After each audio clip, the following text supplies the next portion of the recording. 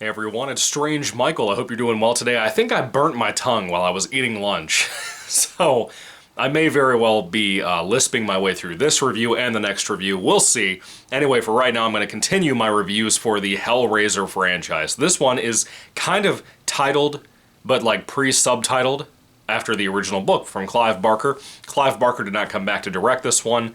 I don't think he wrote it or anything either, from what I could tell for looking at IMDb for a brief second. This one is called Hellbound Hellraiser 2. Of course, the original book is called Hellbound Heart. And a lot of people look at these first two movies in this pack here.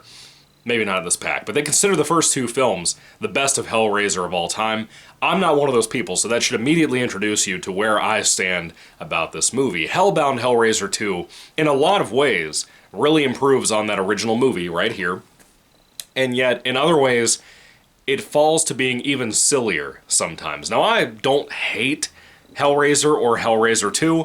I think they're both they're a little bit of a mixed bag enough for me, but I think the biggest attraction for these are number one, Pinhead, number two, Ashley Lawrence's performance, number three, Claire Higgins, who's in both movies, and number four, the practical effects. The practical effects are extremely gross and sickening and disgusting in both movies, and really not much from what I remember after these movies, aside from kind of part 3. And Inferno really freaks me out, but we'll talk about that when I review that. Anyway, there's really those 4 points of attraction for these movies.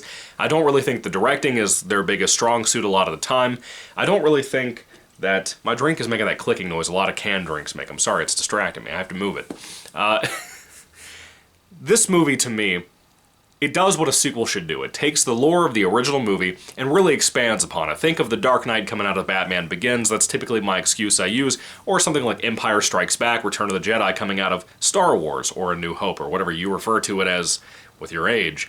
That's what a good sequel, a proper sequel, should do, and that's what Hellraiser 2 does for the most part. If you're looking for that and you haven't seen this movie and you've seen the original one, that might impress you. I don't know. As I said, I'm not super impressed with it.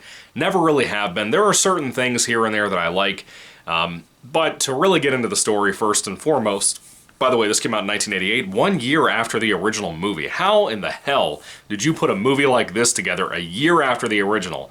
To come out nowadays, it would take like a good 3 to 4 years to make a movie like this. That's crazy to me. Anyway, 1 year after the original movie in 87, this is 88. This movie's about an hour and 40 minutes long. And once again, I kind of think this movie, just like the first one, has some pacing issues, and for me personally, I think it goes on too long. These movies, in my opinion, would be good at right about an hour and 20 minutes. That would be perfect for these, especially for this one. There's a lot of stuff I would cut out of this movie if it was me being the editor, but that's just my opinion. The story, essentially, is that there's a particular doctor who keeps patients and whatever. He has a particular interest in the occult, and he essentially, by experimentation after something he hears when Ashley Lawrence's character, Kirsty, is brought into his asylum or whatever, because they think that she might be nuts too when she's talking about Cenobites and demons and hell and all of these things, the puzzle box. Particularly the puzzle box piques the doctor's interest, and he says, you know what, I need to think about this for a second.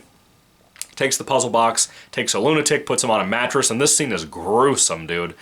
This movie's gore is even up higher than in the original movie. If you're looking for more gore, this is a good old splatterpunk type of movie for you. This lunatic, he gives a knife, and basically the man is sitting on the mattress that was found in Julia's old house that Julia died on, as a matter of fact. If you haven't seen the first film, sorry about that. But she's back here. Claire Higgins comes back too. This lunatic starts cutting his chest because he, in his mind, thinks that he has worms and maggots and stuff in his open wounds. He's cutting himself up. He bleeds all over the mattress, and kind of like with Frank in the house in the first movie, Julia's resurrected through this mattress. She has no skin. She's not like Frank in the first film when he's resurrected. He's like a grayish brown corpse, no veins, no nerve endings, anything like that. She's straight up got everything except for her skin. And very quickly, her and the doctor become buddies. She kills the lunatic. She starts helping, or the doctor basically, in a very small montage scene.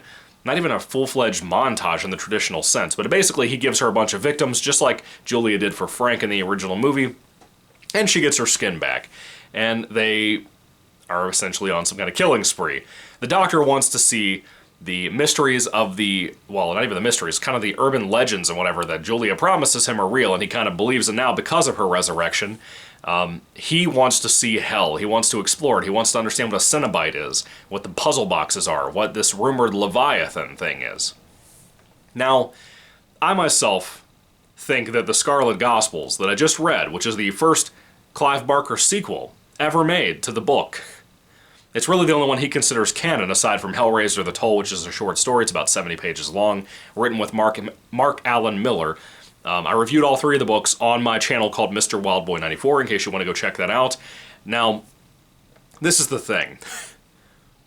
The Scarlet Gospels, to me, since the Hellbound Heart is so similar to the original Hellraiser movie that Clive Barker directed and adapted from his own book, Scarlet Gospels came out like 30 years later in like 2015, and it's fantastic. It's not perfect, but it's really, really solid, really, really gory, and I actually like it better than the original Hellbound Heart novella. Hellbound Hellraiser 2, for me, is not as good as that. If you're looking for gore, Scarlet Gospels does it better. If you're looking for lore and hell and all these things that, you know, Hellraiser should be made about, Scarlet Gospels gets it better for me personally. I hate to just talk about comparing a book to a movie, but still, I mean, this has been around a lot longer than Scarlet Gospels was. But that's my overall opinion. I just thought I'd bring that up. Now, Kirsty, Ashley Lawrence comes back to play her again. Really good casting, just as good here, if not better, than she was in the previous movie. We also have an actress that I swear I know from like a Nightmare on Elm Street movie. She looks very familiar, very familiar to Patricia Arquette's character. I don't think it's Patricia Arquette. Her name is Tiffany. She's one of the patients in the asylum with Miss Kirsty. And she doesn't talk. No one's ever heard her talk, really. She's kind of traumatized by things that happened with her past and her parents and everything. And she's obsessed with puzzles, and the doctor kind of utilizes her as well as other patients who are into puzzles to, again, before Julia comes around, to really try to give him access to hell and how to get into this place. This movie is very disturbing. And like I said, like with the first film, the writing is, for the most part, strong with the characters, not so much with the plot. The directing style really helps the plot develop, and the lore and the look, even, of hell when we go there. I'm not going to spoil too much, but when we do go there, it's pretty wild. It's pretty crazy. There's some kind of dated CGI in this, but for the most part, I think it really looks solid, including the dark lighthouse looking thing, which I think is pretty sick. I know the name of it. I'm not going to spoil it for you. I think the writing is fairly strong for characters, as I said, not so much with plot. But for a gross-out movie, you're going to get it here. If you didn't get it in Hellraiser 1, that grimy, gross, I need to take a shower feeling like I felt from that movie and from this movie, and these are the only two I really ever feel this way about, in a very Rob Zombie movie way. If you didn't feel that way with Hellraiser 1, I would be surprised if you felt that way with this movie, because this is just as gross, if not grosser, than the first one. Again, very gory, very slimy, very sweaty. It's gross. The cinematography of it looks really solid. I really like it. Looks good, especially when you get to the kind of colder moments of the film. There are certain locations, like in Hell, that are not like a fire and brimstone hell. It's just straight up cold. It's dark. It's eerie. It has an atmosphere to it. And to me, the movie doesn't really pick up until we get to those moments, which is a good half of the movie, honestly. For an hour and 40 minutes, it's a lot of time in that area with a lot of, back paintings and that kind of thing for the backgrounds, and it looks good. The very small amounts of like CGI mixed with practical effects, or again art on the backgrounds and all that stuff looks really well put together. It has some stop motion in the film, that looks really good. The practical effects overall are fantastic. However, the actor who was cast as the Doctor, that is trying to gain access to hell, who resurrects Julia, he's a good actor, don't get me wrong. But I think the direction they go with his character, I'm not going to spoil it for you. If you've seen the film, you probably know. The direction we go with his character is so goofy and so stupid that I don't like it. I don't like anything about it. I've always thought it was so dumb and so goofy, too goofy for this franchise. This franchise I'm used to being very scary, very dark, even though I'm not really creeped out about it in the traditional sense. It's more of my Christian values. But still, and that's so different here.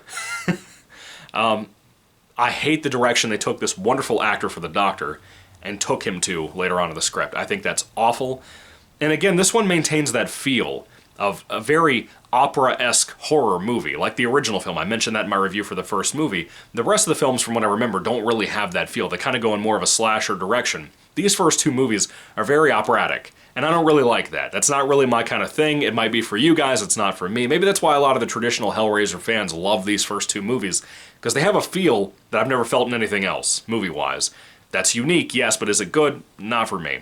What was the other thing I wanted to bring up? I had like one more small feature I wanted to bring up as a comment.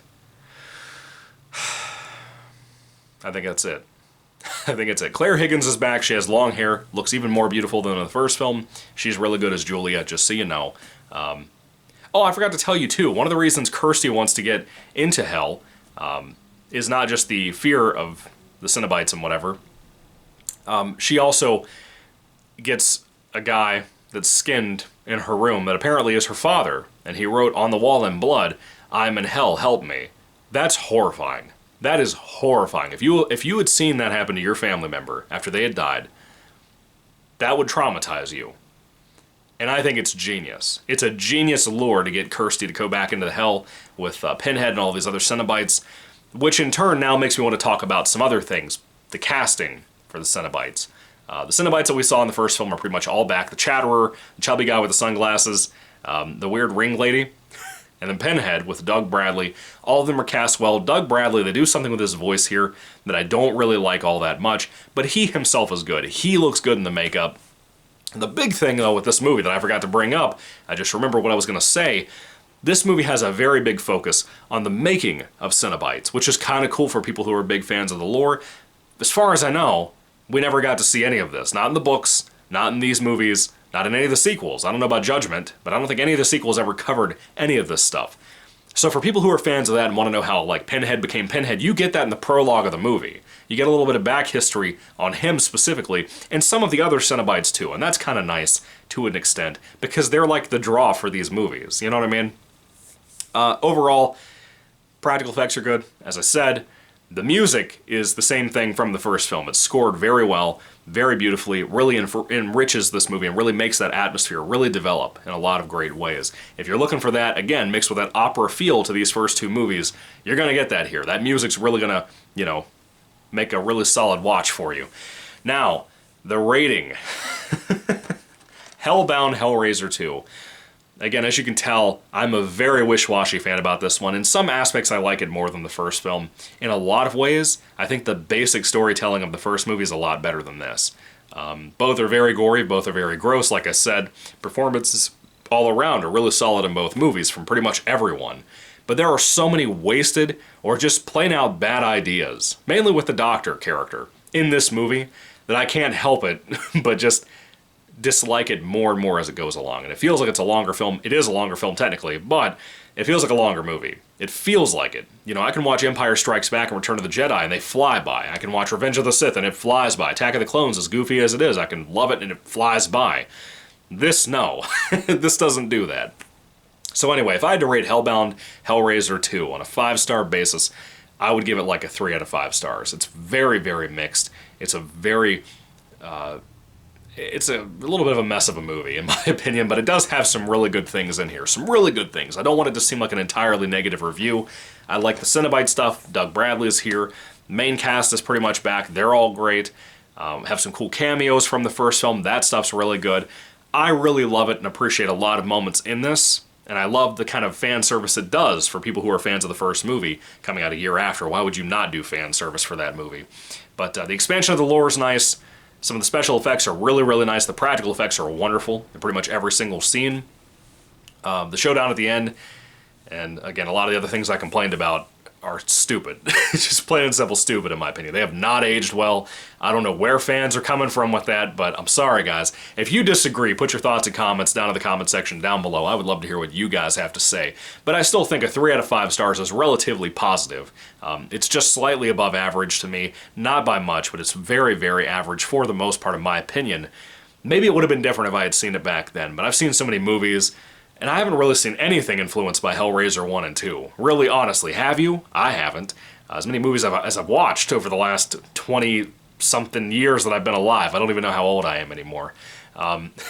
Still, what are your thoughts on Hellbound Hellraiser 2? I'd love to hear your thoughts on that down in the comment section down below. Is this your favorite Hellraiser movie? A lot of people seem to feel that way, which kind of surprises me. Are you looking forward to, once again, the new reboot from, what is his name? David Bruckner. Sorry, I'm really bad with the names today. I'm having a weird day. I woke up too early. Anyway, are you excited for the David Bruckner movie? Let me know all that down in the comments section down below. 3 out of 5. Thank you guys for watching. God bless you all, and goodbye.